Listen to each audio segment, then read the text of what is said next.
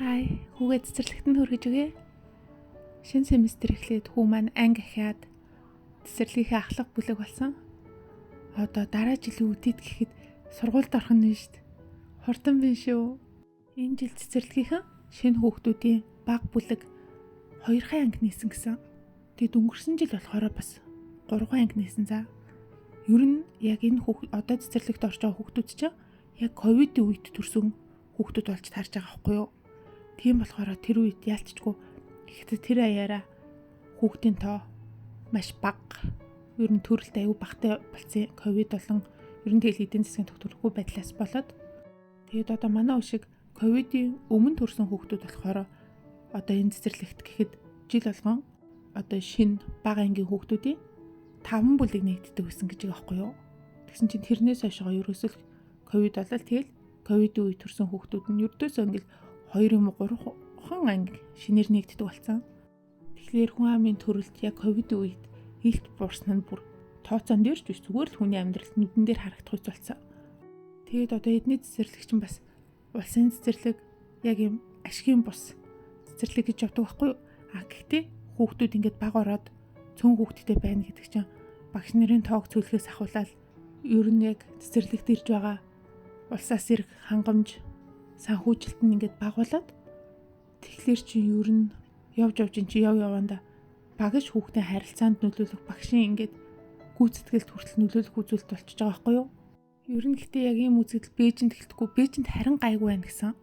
Бусад хотуудаар тэгээд бүр ийм жижиг хотуудаар бол маш их илэрчээгээ.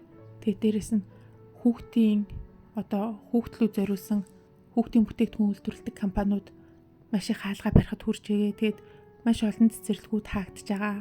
Одоо жишээ нь хүүхдийн тоглоом үйлдвэрлэдэг компаниуд, аль эсвэл одоо хүүхдийн хувцас үйлдвэрлэдэг компаниуд бүгдээрээ борлуулалт маш бага болсон гэдгийг хэлээд байгаа байхгүй юу?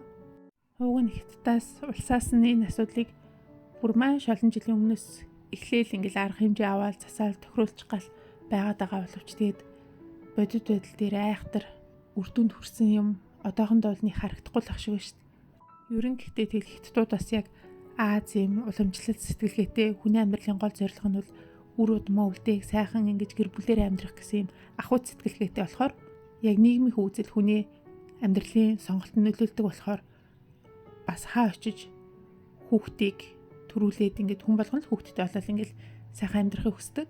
Тэгэхээс биш бас Азийн зарим орнууд шиг одоо жишээ нь Солонгос болон зүүн өмнөд Азийн зарим орнууд бол тийм жоохон ардчилсан байдал нь давмгайлаад хүний эрхэд яригадаад эхлэхээр за нийгмийн дарамт чих юм байна. Тэгээд ч хүүхдтэй болох чинь айгүй их зардалтай хүний амьдралд айгүй юм бас нэлээд том ачаа болд юм байна.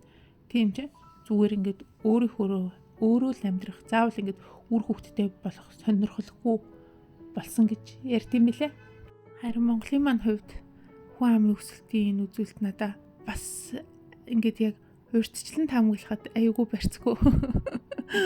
Тийм гинтийн юм шиг санагдаад идэгин. Тэрийн голчлон одоо хүүхэд хүнстэйгээ ирдэг болондоо бүтэндээ гэсэн тийм ирээдүйдээ маш ихтгэлтэй байдаг тийм монголчуудын үзлээс болтын болов гэж боддог. Гэхдээ хүн ам цүйтэй манай улсын хувьд бол тэр тийм буруу бодол бас биш байх. Гэхдээ зүгээр эцэгэгт ч яг ачаал арай бага байх ч гэсэн хүүхдүүд бол маш их дарамттай л юм шиг санагдаж байна. За би өнөөдөр ажил ихтэй эхлээд хавтрын эмнэлэг орж хүнд эмчээс нь юм асууж өгөх ёстой. Тэгчээ сургууль ороод визний аппликейшн аваад тэгээд визээ мэдүүлэх ёстой. Тэгчээд өдөөс хойш болохоор нэг хүүхдийн эмнэлэг цаг авсан байгаа. Энэ эмнэлэгт тэгээд эндээс бас нэг эмчтэй уулзаж нэг хүүхдийн шинжилгээг нь харуулах ёстой. Ер нь 9 сард ажилч ер нь уулзаал тэгэл зарталч бас амар их өсөөл. Ер нь тэгдэг сар.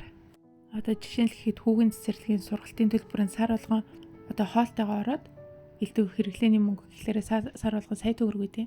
Тэгээ тэр нь төлөгдөж байгаа. Тэгээ дээрэс нь нэг шинэ семестрийн төлбөр гээл нэг элдв зүйлсээ базаана гээл нэг 500 мянган төгрөг. Тэгээл шинэ сургалтууд гээл 3-4 сая төгрөг. За 9 сар бол зардал амар өндөр байдаг. За бай.